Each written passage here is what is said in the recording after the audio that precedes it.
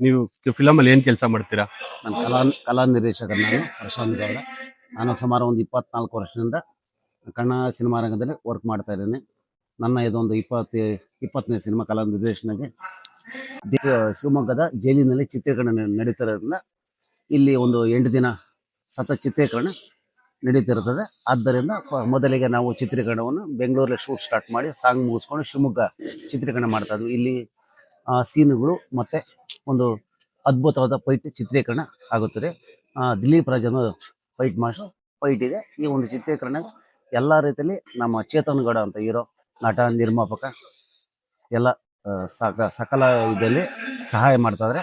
ಒಂದು ಒಳ್ಳೆ ಪ್ರಾಜೆಕ್ಟ್, ಒಂದು ಗುಡ್ ವರ್ಕು, ಒಳ್ಳೆ ನಮ್ಮ ಡೈರೆಕ್ಟರ್ ಪ್ರಕಾಶ್ ಅಂತ, ಅದೇ DOP ನಮ್ಮ ಅಜಿತ್ ಅಂತ ತುಂಬ ಪರಿಚಯ. ನಮ್ಮ ಯೋಗಿ, ನಮ್ಮ ಅಸೋಸಿಯೇಟ್, ನಮ್ಮ ಸ್ನೇಹಿತರು, ಒಂದು ಒಳ್ಳೆ ಟೀಮ್ ಸೇರ್ಕೊಂಡು ಒಂದು ಒಳ್ಳೆ ಗ್ರೂಪ್ ಸೇರ್ಕೊಂಡು ಒಂದು ಒಳ್ಳೆ ಸಿನಿಮಾ ಕೊಡಬೇಕಂತ ಪ್ರಯತ್ನ ಪಡ್ತಾ ಇದೀವಿ.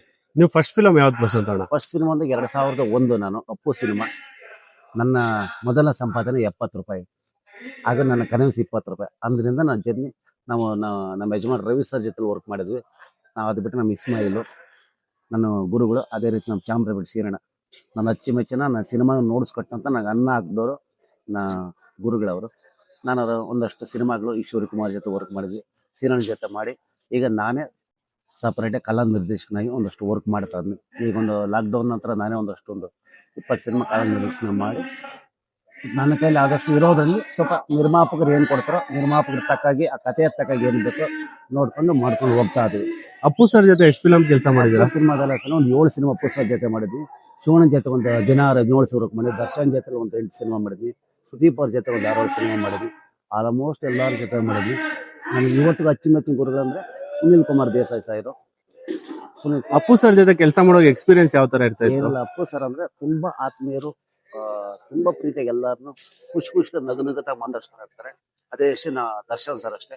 ದರ್ಶನ್ ಸೆಟ್ ಅಲ್ಲಿ ಇದ್ರೆ ತುಂಬಾ ಕಾಮಿಡಿಗಿರ್ತಾರೆ. ಎಲ್ಲಾರನ್ನು ನಾನೊಂದಷ್ಟು ಬೃಂದಾವನ ಆಗ್ಲಿ, ಮಂಡ್ಯ, ಸುಂಟ್ರಗಾಳಿ, ಅನಾಥರು ವರ್ಕ್ ಮಾಡ್ಬೇಕಾದ್ರೆ ದರ್ಶನ್ ಸರ್ ಸೆಟ್ ಅಲ್ಲಿ ತುಂಬಾ ಖುಷಿಯಾಗಿರ್ತಾರೆ ನಮಗೆ. ಅವ್ರು ಚಕ್ಕಲ್ ಇಡೋದು, ನೋಡೋದು, ಟೆಕ್ನಿಷಿಯನ್ ಊಟ ಮಾಡ್ಕೊಳೋದು, ಅವರು ನೋಡಕ್ಕಷ್ಟೇ ಹೊರಟಾಗಿರೋ ತುಂಬಾ ಪ್ರೀತಿಯದ್ದ ಮನುಷ್ಯ. ಶಿವಣ್ಣ ಇವಾಗ ನಾವು ಆಚೆ ಎಲ್ಲ ನೋಡಿರ್ತೀವಿ, ಶಿವಣ್ಣ ಫುಲ್ ಆಕ್ಟಿವ್ ಆಗಿರ್ತಾರೆ, ಚಿಕ್ಕ ಹುಡುಗನ್ ತರ ಇರ್ತಾರೆ. ಶಿವಣ್ಣ ಸೆಟ್ ಅಲ್ಲೂ ಅದೇ ತರ ಇರ್ತಾರ?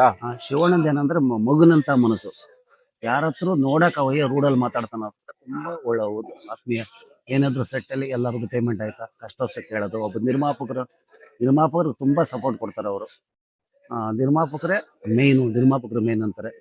ಅದೇ ರೀತಿ ಅವ್ರಿದ್ರೆ ಜೊತೆ ಹೊರ್ಕೊಂಡು ತುಂಬಾ ಖುಷಿ ಆಗುತ್ತೆ. ಒಂದು 17 ಸಿನಿಮಾಕಿನ ಹೆಚ್ಚಿಗೆ ಸಿನಿಮಾ ಮಾಡಿದ್ರು ಕೂಡ ನನಗೆ ತುಂಬಾ ಪ್ರೀತಿ ಅವ್ರು ಕಂಡ್ರೆ. ಅದೇ ರೀತಿ ಶ್ರೀ ಮುರಳಿ ಸರ್, ಆಮೇಲೆ ಸುದೀಪ್ ಸರ್, ಗಣೇಶ್ ಜೊತೆ ಒಂದು 5-6 ಸಿನಿಮಾ ಮಾಡಿದ್ನಿ.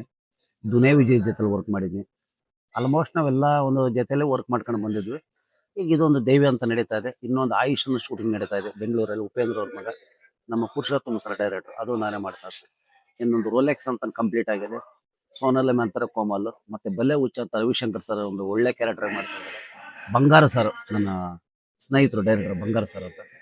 ಇನ್ನೊಂದು ಲವ್ ಕೇಸ್ ಅಂತ ಒಂದು ಚಿಕ್ಕಬಳ್ಳಾಪುರದವರು ನಮ್ಮ ಪರಿಚಯದವರು, ಬಾಬಣ್ಣ ಪಡೆದವರು, ನಮ್ಮ ಜೈಶ್ ಡೈರೆಕ್ಟರ್ ನಂಗೆ ಪರಿಚಯ ಆದವರು. ಈಗ ಒಂದಷ್ಟು ಸಿನಿಮಾ ವರ್ಕ್ ನಡೀತಾರೆ. ಈಗ ಇನ್ನೊಂದು ಹೊಸ ಸಿನಿಮಾ ಒಂದು ಮಾತುಕತೆ ನಡೀತಾ ಇದೆ. ಇವಾಗ ಒಂದು ಆರ್ಟ್ ಡಿಪಾರ್ಟ್ಮೆಂಟ್ ಫಿಲಮ್ ಅಲ್ಲಿ ಎಷ್ಟು ಇಂಪಾರ್ಟೆಂಟ್ ಆಗುತ್ತೆ ಅಣ್ಣ? ಸರ್, ಈಗ ಸಿನಿಮಾದಲ್ಲಿ ಒಬ್ಬ ನಿರ್ದೇಶಕರು, ನಿರ್ಮಾಪಕರು, DOP ಆದ್ಮೇಲೆ ನೆಕ್ಸ್ಟ್ ಬರೋದೇ ನಮ್ಮ ಕಲಾ ನಿರ್ದೇಶಕ. ಒಂದು ಲೊಕೇಶನ್ ನೋಡೋದ್ರಿಂದ ಒಂದು ಪ್ರತಿಯೊಂದು ಡಿಪಾರ್ಟ್ಮೆಂಟ್ ನೋಡಿ ಕೂತು ಲೊಕೇಶನ್ ನೋಡೋದು, ಏನ್ ಮಾಡ್ತೀವಿ, ಏನ್ ಸೀಕ್ವೆನ್ಸು, ಕಲ್ಲರಿಂಗ್ ಏನು, ಬ್ಯಾಕ್ ಗ್ರೌಂಡ್ ಏನು, ಪ್ರತಿಯೊಂದು ನೋಡಿ ಅಡ್ಜಸ್ಟ್ ಮಾಡಿ ಅದ್ರ ತಕ್ಕ ನಿರ್ಮಾಪಕರನ್ನು ಉಳಿಸ್ಬೇಕು. ನಿರ್ಮಾಪಕರು ಏನ್ ಕೊಡ್ತಾರೋ ನಾವೇನೋ ಅನ್ಕೊಂಡು ಬಜೆಟ್ ಮೈನ್ ನಾವೇನಂದ್ರೆ ಬಜೆಟ್ ಇಟ್ಕೊಂಡು ಮಾತಾಡ್ಬೇಕು. ಸಿನಿಮಾದಲ್ಲಿ ನೋಡ್ಕೊಂಡು ಸರಿದೂಗಿಸ್ಬೇಕು.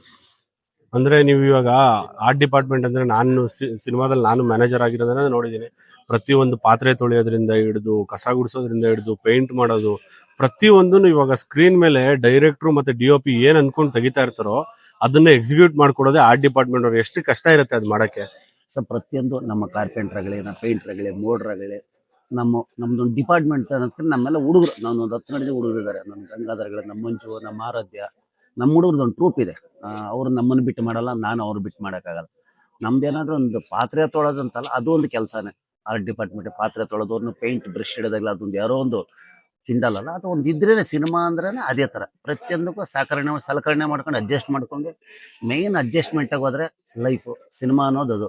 ಯಾವಾಗೆಲ್ಲ ಒಳ್ಳೆ ನಿರ್ಮಾಪಕರು ಇರ್ತಾರೆ, ಖರ್ಚು ಮಾಡೋದು ನಿರ್ಮಾಪಕರು ಇರ್ತಾರೆ.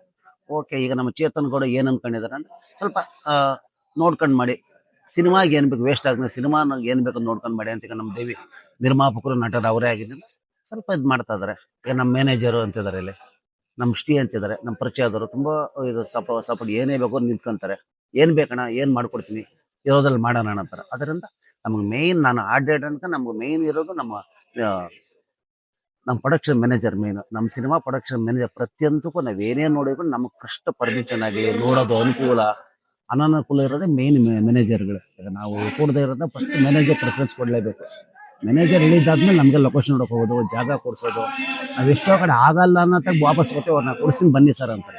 ಅವಾಗ ನಮಗೆ ಡೈರೆಕ್ಟರ್ಗೆ ಒಂದು ಯೋಚನೆ ಮಾಡೋಕ್ಕದು, ಅವ್ರೇನೋ ಸೀನ್ ಬರ್ಕೊಂಡಿರ್ತಾರೆ, ಆ ಲೊಕೇಶನ್ ಕೊಡಲ್ಲ ಅಂದಾಗ ನಿರ್ಮಾಪಕದ ಒಪ್ಪಿಸಿ ಆ ರೇಟ್ಗೆ ಕೊಡಿಸಿ ನಮ್ಗೆ ಫುಲ್ ಸಪೋರ್ಟ್ ನಮ್ಮ ಪ್ರೊಡಕ್ಷನ್ ಮ್ಯಾನೇಜರ್ ಮೇನ್. ಇವಾಗ ಪ್ರೆಸೆಂಟ್ ಇರೋ ಸಿಚುವೇಶನ್ ಅಲ್ಲಿ ಎಲ್ಲರೂ ಹೇಳ್ತಾರೆ ಕನ್ನಡ ಸಿನಿಮಾ ಅಷ್ಟು ಓಡಲ್ಲ, ಕನ್ನಡ ಸಿನಿಮಾಗೆ ಜನ ಬರ್ತಿಲ್ಲ ಅಂತ. ನೀವೇನ್ ಹೇಳ್ತೀರಾ ಇದ್ರ ಬಗ್ಗೆ? ಸರ್, ಅದು ಸುಳ್ಳು ಸರ್. ಸಿನಿಮಾ ಚೆನ್ನಾಗಿ ಮಾಡಿದ್ರೆ ನಮ್ಮಲ್ಲಿ ಇದು ಆಡಿಯನ್ಸ್ ಇದ್ದಾರೆ ಸರ್. ನಾವು ಒಳ್ಳೆ ಕತೆ ಮಾಡಿ ನಾವು ಪ್ರೇಕ್ಷಕರು ಇದ್ದಾರೆ ಸರ್. ಪ್ರೇಕ್ಷಕರಿಂದ ಕನ್ನಡ ಸಿನಿಮಾ ಓಡ್ತಾ ಒಂದು ಸಿನಿಮಾಗಳು ಓಡ್ತವೆ. ನಮ್ಮ ಕರಾವಳಿ ಸಿನಿಮಾ ಚೆನ್ನಾಗಿ ಓಡ್ತಾರೆ. ಸಿನಿಮಾ ಚೆನ್ನಾಗಿ ಮಾಡಿದ್ರೆ ಜನ ಬರ್ತಾರೆ, ಅದು ಸುಳ್ಳು.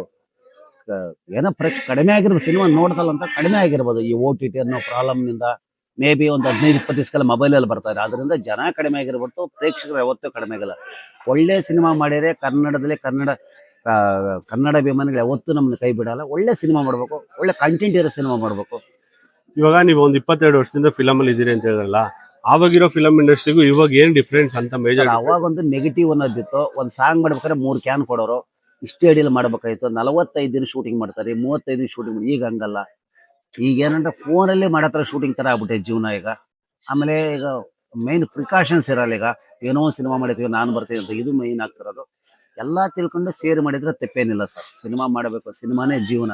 ನಮ್ಗೆ ಅದು ಬಿಟ್ಟು ಬೇರೆ ಏನೂ ಗೊತ್ತಿಲ್ಲ ಇದರಲ್ಲಿ. ಒಬ್ಬರಿಗೊಬ್ಬರು ಅನುಸರಿಸ್ಕೊಂಡು ಅಂಡರ್ಸ್ಟ್ಯಾಂಡಿಂಗ್ ಅಲ್ಲಿ ಹೋಗ್ಬೇಕು ಇಂಡಸ್ಟ್ರಿ ಅನ್ನೋದು ಬಿಟ್ಟು ನಾನು ನಂದು ನನ್ನ ಮನೆ ಎಲ್ಲಾರು ಸೇರಿ ಸಿನಿಮಾ ಒಂದು ಪ್ರತಿಯೊಂದು ಡಿಪಾರ್ಟ್ಮೆಂಟ್ ಅಷ್ಟೇ. ಒಬ್ಬ ಕಲಾವಿದ, ಡೈರೆಕ್ಟ್ರು, ಪ್ರೊಡ್ಯೂಸರು, ಮ್ಯಾನೇಜರ್ ಎಲ್ಲಾರು ಸೇರಿ ಮಾಡೋದು. ಅದು ಗೆಲ್ಲೋ ಸಕ್ಸಸ್ ಬರೀ ಟೆಕ್ನಿಷಿಯನ್ ಅದಂತಲ್ಲ. ಒಬ್ಬ ನಟರು, ನಿರ್ಮಾಪಕ, ನಿರ್ದೇಶ ಪ್ರತಿಯೊಂದು ಡಿಪಾರ್ಟ್ಮೆಂಟು. ಈಗ ನಮ್ಮ ಕ್ರೈನ್ ಆಗಲಿ, ನಮ್ಮ ಯೂನಿಟ್ ಹುಡುಗರಾಗಲಿ, ಅವರೆಲ್ಲ ಕಷ್ಟಪಡೋದು ನೋಡ್ಬಿಟ್ರೆ ನಮಗೆ ಮನಸ್ಸು ಬೇಜಾರಾಗುತ್ತೆ. ಸಕ್ಸಸ್ ಅನ್ನೋದು ಒಬ್ಬನ ರೇಟ್ ಆಗಿಲ್ಲ, ಎಲ್ಲಾರು ಸೇರಿ ಮಾಡಿದ್ರೆ ಸಿನಿಮಾ ಚೆನ್ನಾಗಿ ಮಾಡ್ಬೋದು. ಒಂದು ಫಿಲಮ್ ಅಲ್ಲಿ ಒಂದ್ ದಿನಕ್ಕೆ ಎಷ್ಟು ಜನ ಕೆಲಸ ಮಾಡ್ತಾರೆ ಸರ್? ಮಿನಿಮಮ್ ಒಂದು ಸಣ್ಣ ಸಿನಿಮಾ ಅಂದ್ರೆ ಮಿನಿಮಮ್ 90ರಿಂದ 100-120 ಜನ ಇರ್ತೀವಿ. ಒಂದು ಸ್ವಲ್ಪ ಫೈಟ್ ಗೀಟು ಸಾಂಗ್ ಇದ್ದಾಗ ಒಂದು 280-300 ಜನ ಹೀಗಿರ್ತೀವಿ ಮಿನಿಮಮ್. ಸ್ವಲ್ಪ ಜಾಸ್ತಿ ಇದ್ದಾಗ 400 ಜನ, 500 ಜನ. ಇವಾಗ ಸ್ಕ್ರೀನ್ ಮೇಲೆ ಸಿನಿಮಾ ಗೆದ್ದಾಗೆ ಅಲ್ವಾ ಟೆಕ್ನಿಷಿಯನ್ಸ್ಗೂ ಅಷ್ಟು ಕೆಲಸ ಇರೋದು? ಫಸ್ಟ್ ತರಾನೇ ಸಿಗ್ತಾ ಇದೆ ಕೆಲಸಗಳೆಲ್ಲ ಇವಾಗ? ಸಿನಿಮಾ ಸ್ವಲ್ಪ ಕಡಿಮೆ ಆಗಿದೆ. ಸ್ವಲ್ಪ ಏನಕ್ಕಂದ್ರೆ ಸಿನಿಮಾ ನೋಡೋದು ಕಡಿಮೆ, ಥಿಯೇಟರ್ ಸಿನಿಮಾ ಚೆನ್ನಾಗಿ ಹೋಗ್ತಲ್ವ. ಈ OTT ಅನ್ನೋ ಪ್ರಾಬ್ಲಮ್ ಅಂತ ಹೇಳ್ತಾರೆ. OTT ಪ್ರಾಬ್ಲಮ್ ಅಲ್ಲ, ನಾವು ಎಷ್ಟು ಸಿನಿಮಾ ಚೆನ್ನಾಗಿ ಮಾಡಿದ್ರೆ ಪ್ರತಿಯೊಬ್ಬರು ಸಿನಿಮಾ ಥಿಯೇಟರ್ ಬಂದು ನೋಡ್ತಾರೆ. ಮೈನ್ ಅಂದ್ರೆ ಸ್ವಲ್ಪ ಮಾಲ್ಗಳಲ್ಲಿ ಮಾಡಿದ್ರೆ ಸ್ವಲ್ಪ ಜಾಸ್ತಿ ಮಾಡ್ತಾರೆ. ಟಿಕೆಟ್ 200 ರೂಪಾಯಿ ಅಂತ ಹೇಳ್ತಾರೆ, ಅಲ್ಲವರೆ ಒಂದು ಪೆಪ್ಸಿ ತಗೊಂಡ್ರೆ 380. ಈಗ ನಾವೇ ಎಕ್ಸಾಂಪಲ್ ಫ್ಯಾಮಿಲಿ ಕರ್ಕೊಂಡ್ರೆ 2,000-3,000 ಬೇಕು. ಇವತ್ತಿನದ್ರಲ್ಲಿ ಅಷ್ಟ ಇದಿಲ್ಲ ಅಂತ ಹೇಳಿಲ್ಲ. ಅದಕ್ಕೋಸ್ಕರ ಸಿನಿಮಾ ಚೆನ್ನಾಗಿ ಮಾಡಿದ್ರೆ ಪ್ರತಿಯೊಬ್ಬ ಪ್ರೇಕ್ಷಕನು ಥಿಯೇಟರ್ ಕಡೆ ಬರ್ಬೋದು. ಇವಾಗ ಅಪ್ಪು ಸರ್ ಹೋದ್ಮೇಲೆ ಇಂಡಸ್ಟ್ರಿ ಎಷ್ಟು ಲಾಸ್? ಅಪ್ಪು ಸರ್ ಹೋದ್ಮೇಲೆ ಸರ್, ಅಪ್ಪು ಸರ್ ಆಗ್ಲಿ, ದರ್ಶನ್ ಸರ್ ಆಗ್ಲಿ ಒಂದು ಇದು ಇಂಡಸ್ಟ್ರಿ ಪಿಲ್ಲರ್ಗಳು ಅಂತ ಹೇಳ್ಬೋದು. ಅಪ್ಪು ಸರ್ ಫ್ಯಾಮಿಲಿ ಆಡಿಯನ್ಸ್ ನ ನಾನು ಕಂಡಂಗೆ ಇಷ್ಟು ವರ್ಷ ಸತ್ತೋದ್ಮೇಲೆ ಅಪ್ಪು ಸರ್ ಒಬ್ಬರಿಗೆ ಫ್ಯಾಮಿಲಿ ಆಡಿಯನ್ಸ್ ಅಲ್ಲೇ ಥಿಯೇಟರ್ ಬರ್ತಾರೆ. ಅದ ನಂತರ ದರ್ಶನ್ ಸರ್, ಮಾಸ್ ಅಂದ್ರೆ ದರ್ಶನ್ ಸರ್, ಶಿವಣ್ಣ, ಹಾಗಂತ ಅವ್ರು ಹೋಗ್ಯಾರ ಅಂತಿಲ್ಲ, ಇದಾರೆ ನಮ್ಮ ಮಧ್ಯೆ ಎಲ್ಲ ಇದಾರೆ. ಇರೋದ್ರಲ್ಲಿ ಎಲ್ಲರೂ ಸೇರಿ ಮಾಡ್ಬೇಕಷ್ಟೇ. ಈಗ ಸುದೀಪ್ ಸರ್ ಆಗ್ಲಿ, ಅಣ್ಣ ಶಿವಣ್ಣ ಆಗ್ಲಿ, ಇಂತ ಮಾಡ್ಯಾರ. ಇವತ್ತು ಏನಿಲ್ಲ ಸರ್, ರವಿ ಸರ್ ಇದ್ದಾರೆ, ದೊಡ್ಡ ವ್ಯಕ್ತಿಗಳಿದ್ದಾರೆ. ಇವರೆಲ್ಲ ಸೇರಿ ಮಾಡಿದ್ರೆ ಮತ್ತೆ ಪ್ರೇಕ್ಷಕರು ಬರ್ತಾರೆ ಸರ್. ಸಿನಿಮಾ ಚೆನ್ನಾಗಿ ಮಾಡಿದ್ರೆ ಗ್ಯಾರಂಟಿಗೆ ಪ್ರೇಕ್ಷಕರು ಸಿನಿಮಾ ಬರೇ ಬರ್ತಾರೆ ಸರ್.